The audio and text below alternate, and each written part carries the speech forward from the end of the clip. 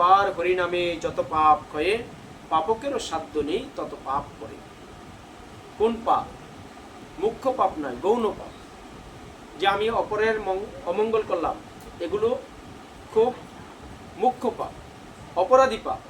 আমি অপরাধ হরণ করলাম, অপরকে মেরে দিলাম, এসব পাপ কখনো ক্ষমা হয় না। গৌণ পাপ ক্ষমা হয়ে যায়। কোনটা?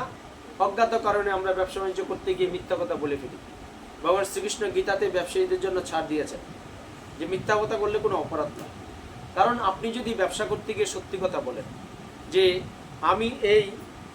আমি এই কাপড়টা কিনেছি 100 টাকা দিয়ে, আপনি সত্যি কথা বললেন, কিন্তু কোনো গ্রাহক আপনাকে 100 টাকা দেবে না।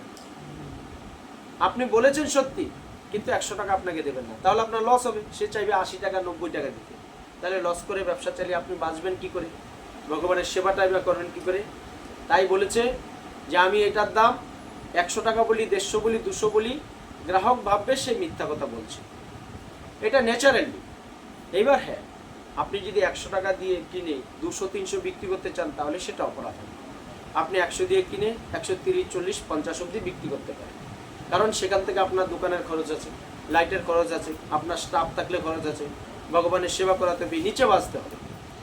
তাই সদা কৃষ্ণ চেতনা, কৃষ্ণ ভাবনায় থাকলে আপনার সব কিছু দেখবেন সহজ সরল হয়ে যাবে।